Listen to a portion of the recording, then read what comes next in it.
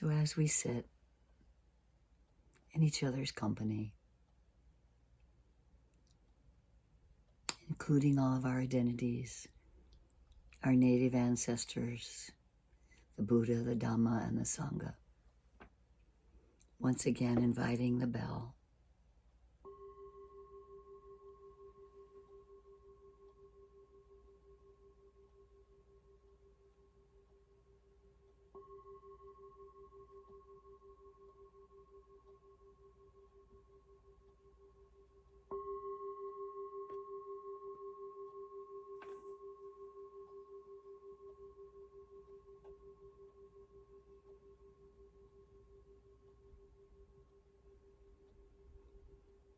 What do we notice as we settle into our seat? What senses are we the most aware of first?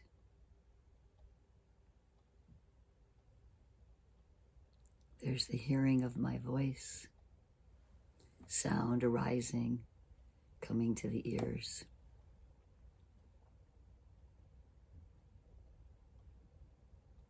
There might be sounds around us, nearby, or sounds further away.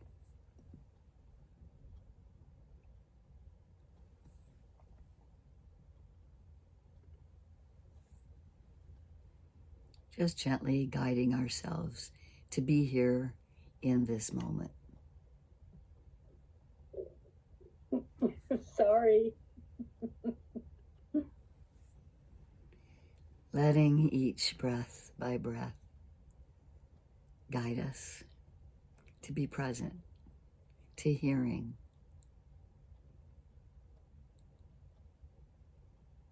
nearby or far away.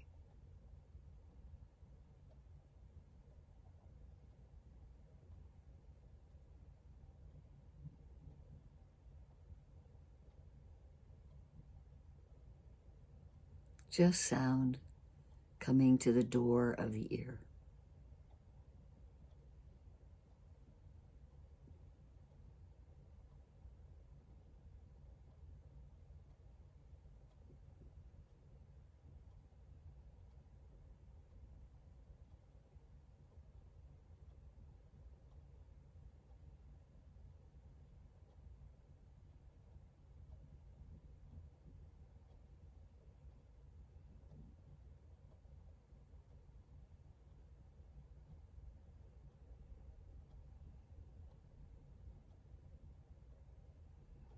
We may notice the door of touch,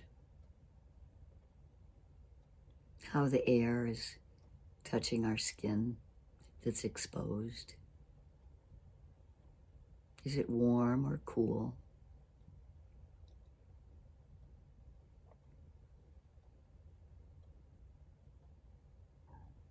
We may notice very quickly after that is some comment we make about it, that it's pleasant or unpleasant. Mindfulness is here just to see clearly, in neutrality, what is arising and passing away.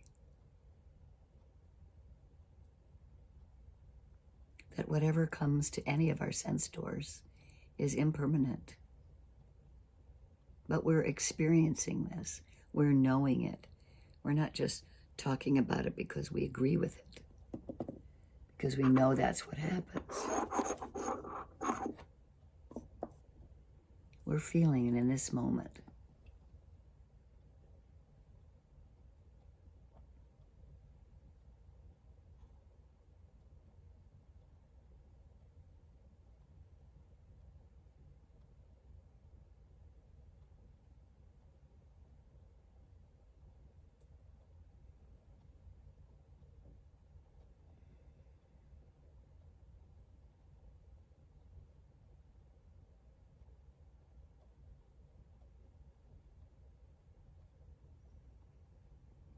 And there's the door of thought, the mind door of thought. Thoughts too arise and pass. arise and pass. And we're present for those.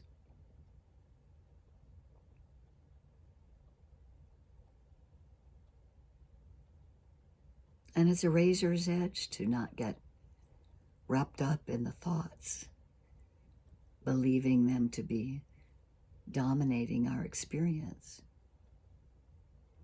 Thought door is just one of the sense doors.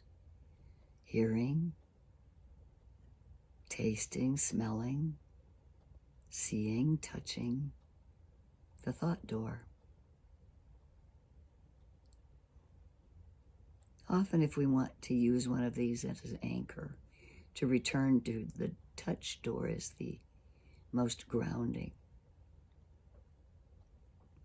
When we find ourselves scooped up in a long thought pattern, we can just notice it, wake up in that moment, and come back to feeling the hands where they're touching, or feeling the back where it's leaning against the chair, or the feet on the floor.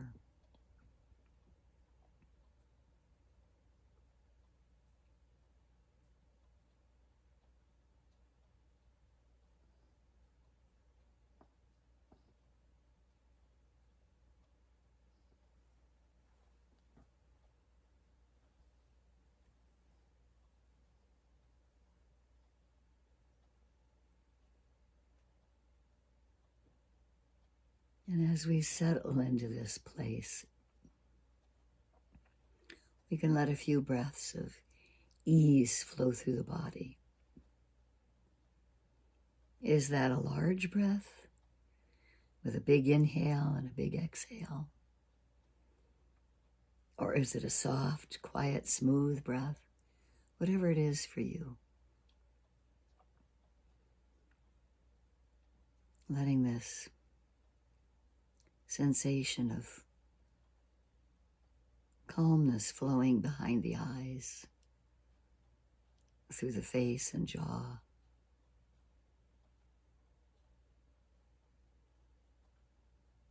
down the neck,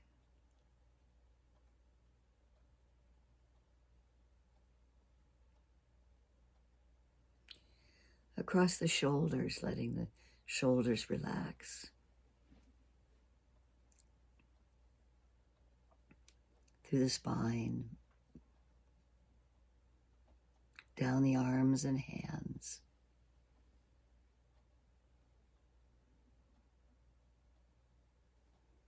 arriving here and now within this fathom-long body, as the Buddha described it. All can be experienced within this fathom-long body.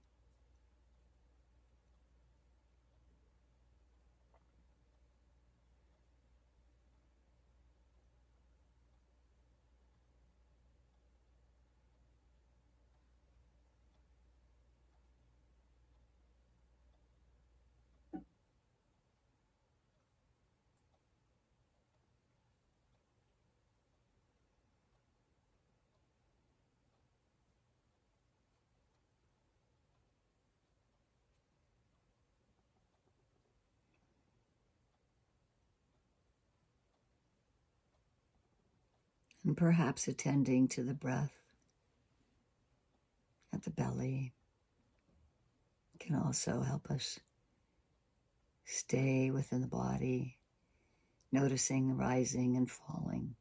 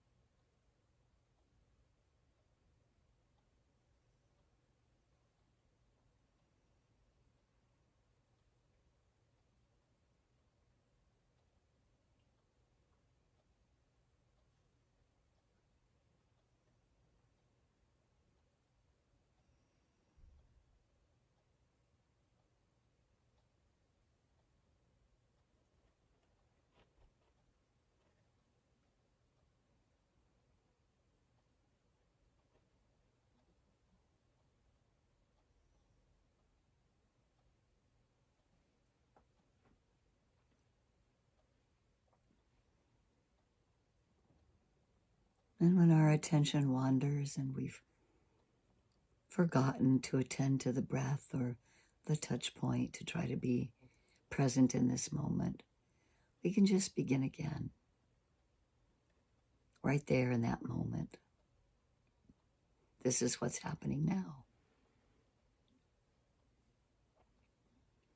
If we caught that last thought, we might be able to notice the Vedana quality about it of sensation, of pleasant or unpleasant or neutral.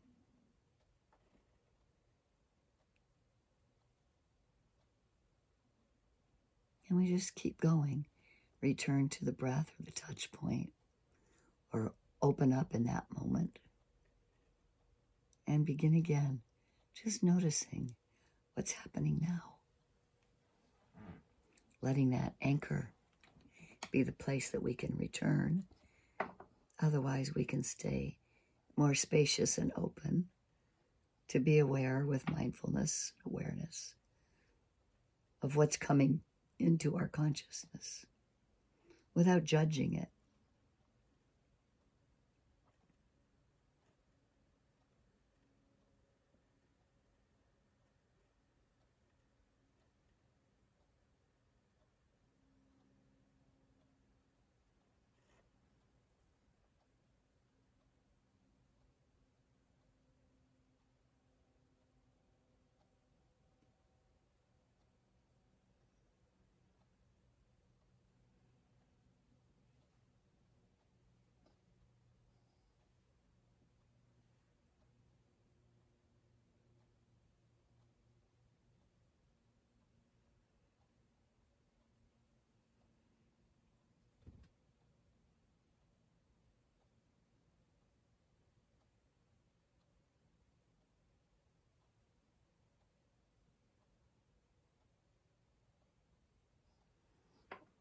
So we have mindfulness, we have awareness, being with what's arising over and over. But as Sayadaw U Tejaniya says, awareness is not enough. We need wisdom. Wisdom needs to balance the awareness. And wisdom arises after mindfulness is there, awareness is there with whichever moment we're attending to what's happening. And wisdom can notice whether it's helpful, skillful, what might be arising if we're in the middle of thinking about something. And if it's not useful, we do our best to let it go.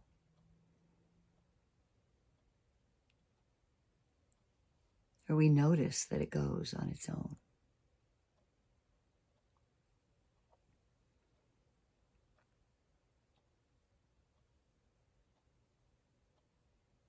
So we can stay with the breath going in and out. We can stay with a touch point.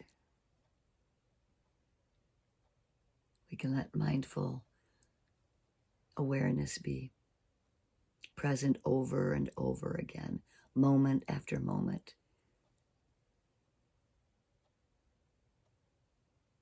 And as we deepen our concentration from these experiences of mindfulness that build confidence, because we're waking up to this present moment again and again and again.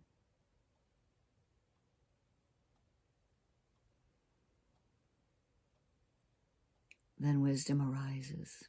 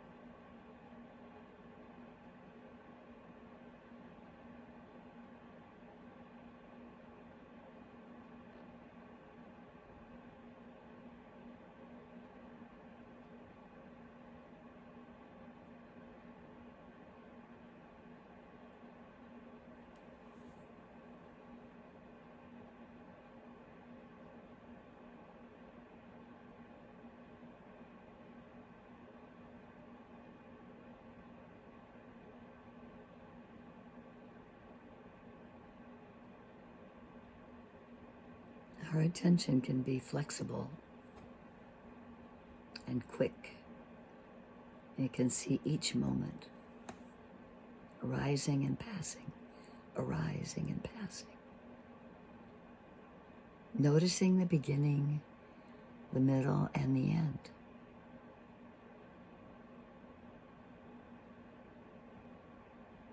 Letting these mindful moments make us a necklace.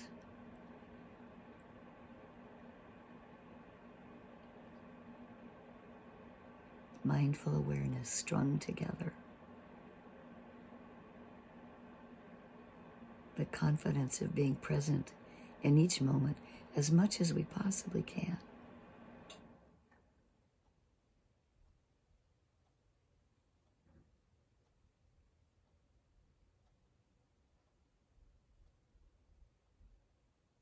That faith can give rise to energy, just the right amount of energy that we need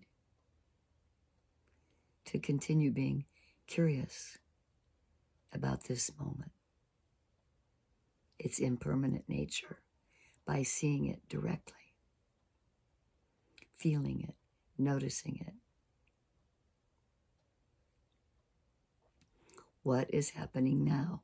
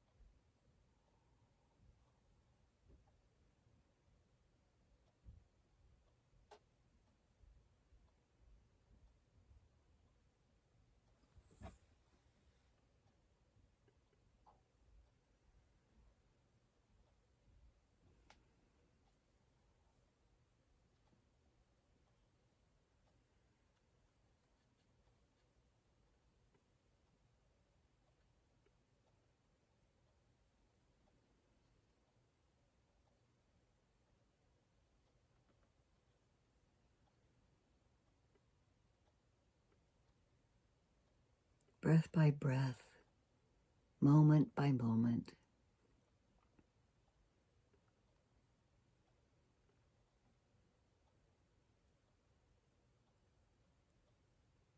Nurturing with just the right amount of energy,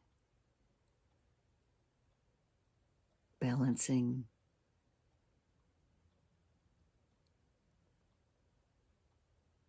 mindfulness,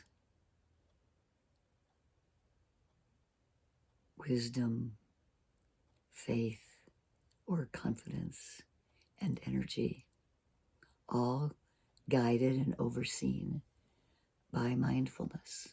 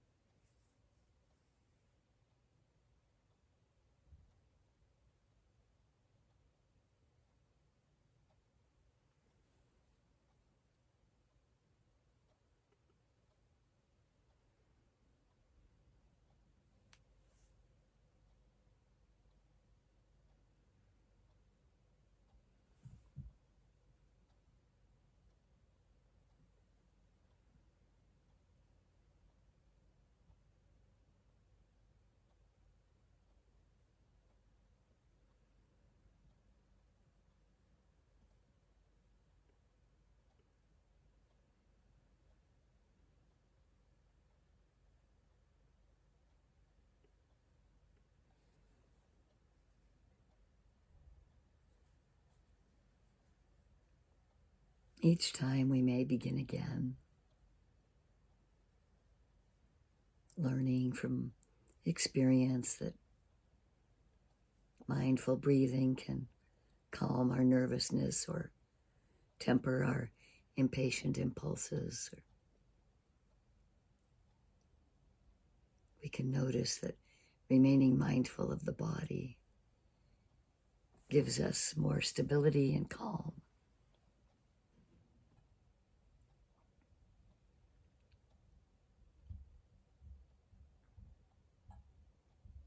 Or maybe we notice in some moments mindfulness is there showing us that clinging is happening. And that mindfulness can help us free ourselves from clinging. And each of these builds our confidence in our ability to be mindful, and that value of mindfulness grows.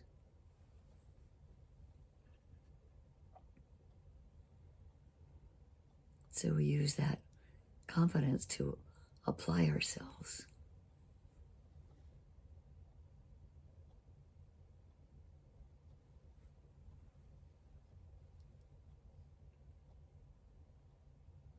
Just enough. Not strained, not complacent. Even though it does seem sometimes that heroic effort is required to keep our interest. Just staying present for our own experience can take a great deal of courage.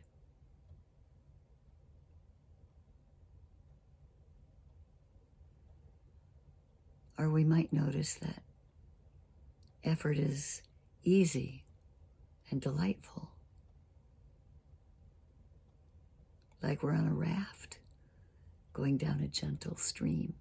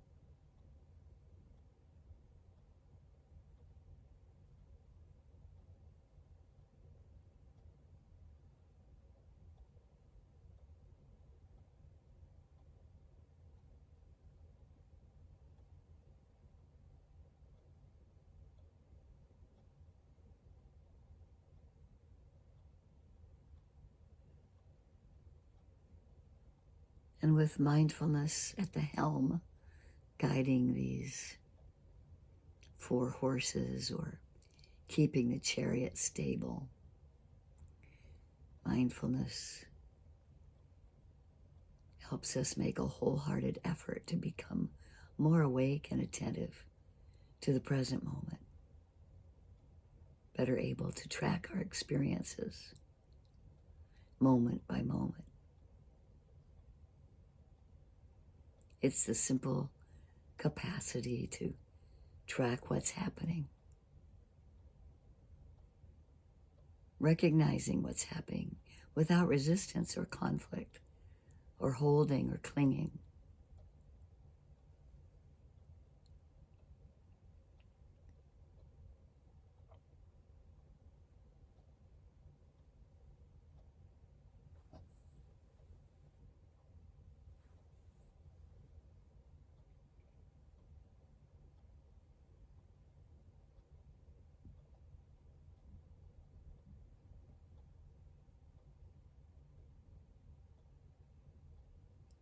The mind can wander, or it can become discouraged.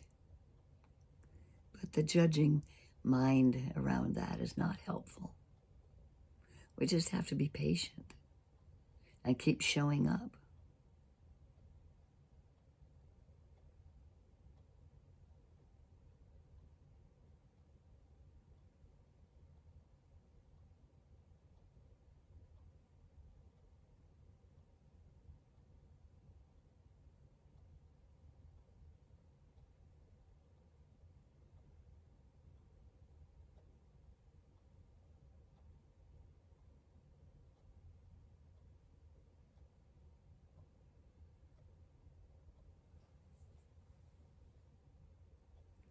There's this alert clarity that arises every now and then when mindfulness gets developed and we know we're awake. quality of energy and delight, clear, effortless effort, where we no longer struggle to be present.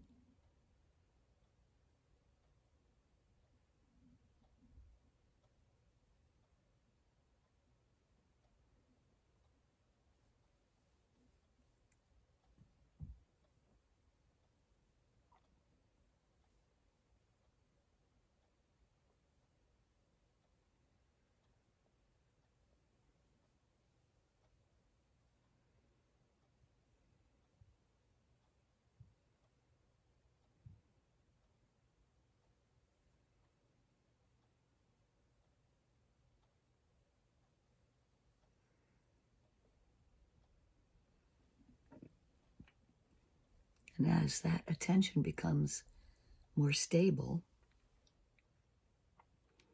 and the forces of distraction, of the hindrances, can fall away or weaken,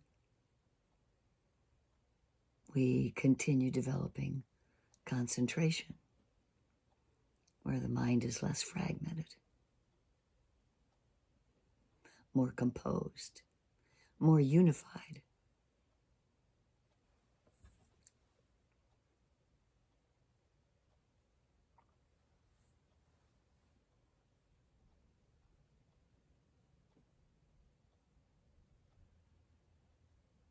And this effortless development of concentration helps the mind penetrate beneath the surface chatter of the mind to see what's going on at a deeper level.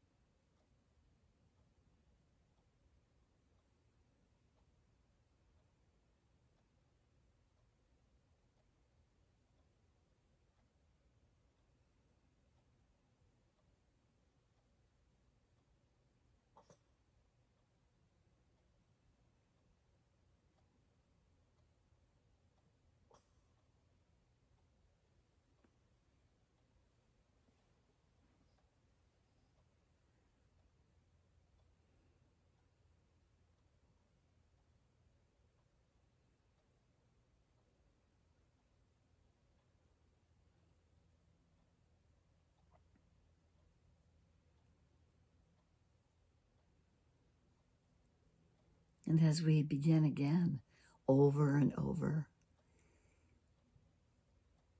developing this mind that's confident and engaged, mindful,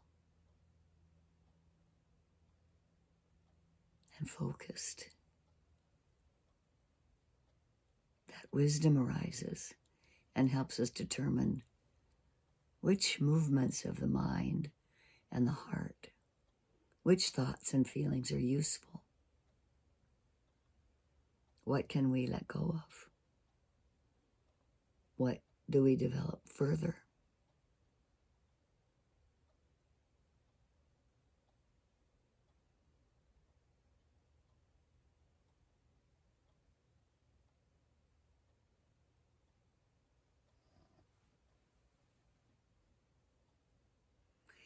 We can begin to notice what is or is not conducive to greater peace.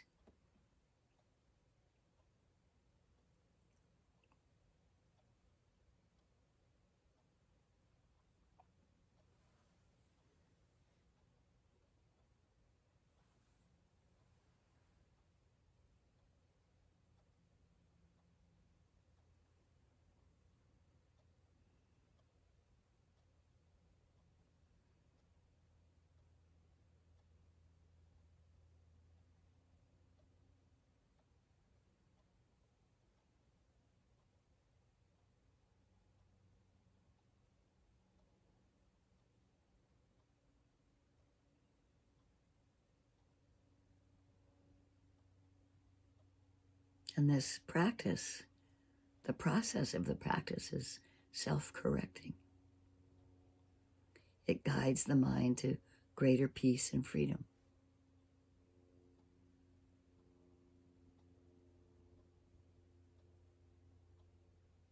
We just practice. Keep on practicing. Learning from our mistakes. Learning what to let go of. Learning what to incline the heart and mind toward.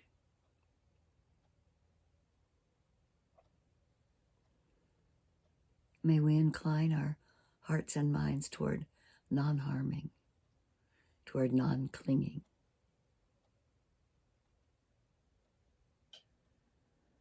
Toward kindness, toward compassion, to ourselves and others.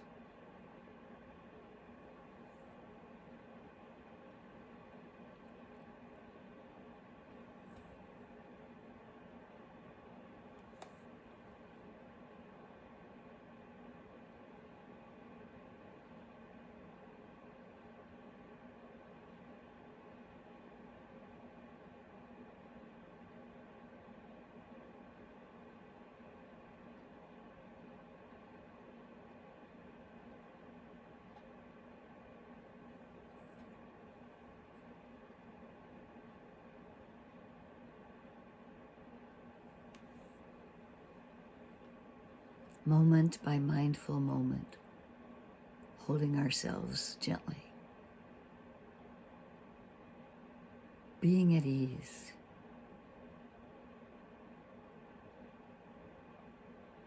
relaxed and at ease.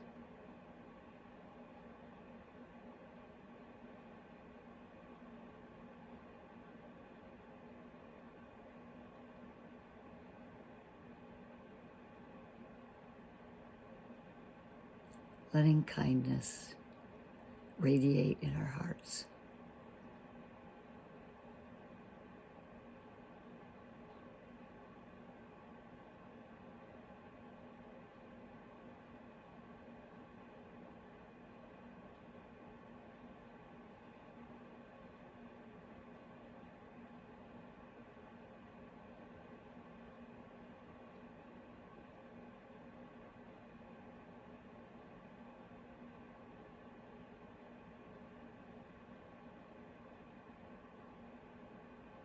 And may we let this kindness flow to others around us.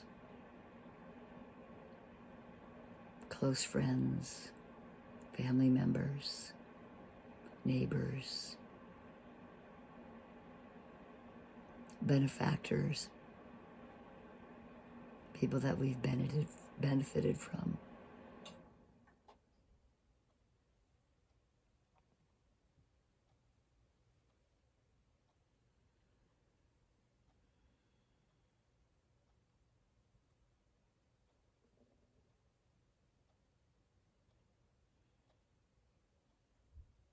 May we hold within our hearts people who are suffering,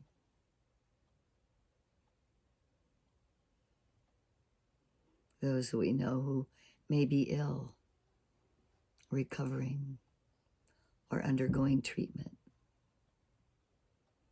those that we don't know.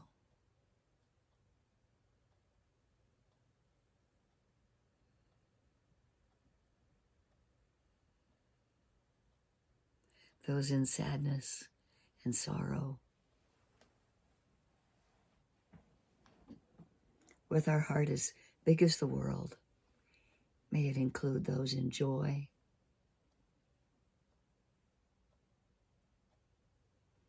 all the emotions in between. May we hold others with a big equanimous heart. May we cultivate this place of equanimity that we can hold kindness and compassion for others and for ourselves. May we remember the joys in our life and be happy for another person's joy.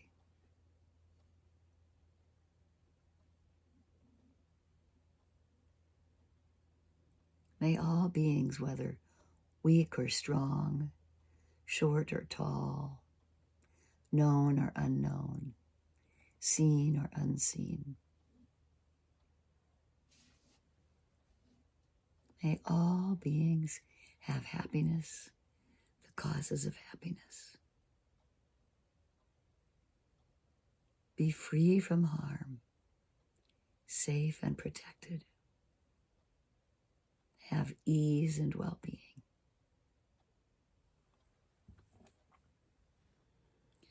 Anicca vata sankhara upadawa yadomino upakitawa meruchanti te sam vapasamo sukho. All conditioned things are subject to impermanence. They arise and pass away. And seeing this clearly brings the greatest happiness. That happiness is peace.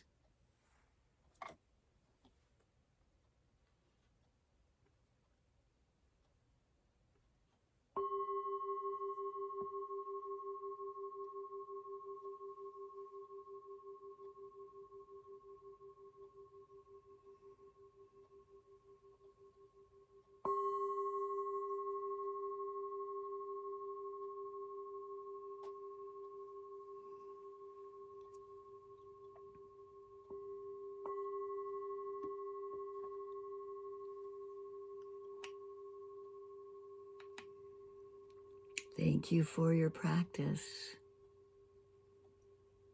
May it bring joy. May we keep in mind that the merit of our practice benefits all sentient beings, not to be forgotten, no matter what's going on, no matter what's happening in the mind. It's still of benefit to others because we take this time just to sit, even if we had a moment of awareness.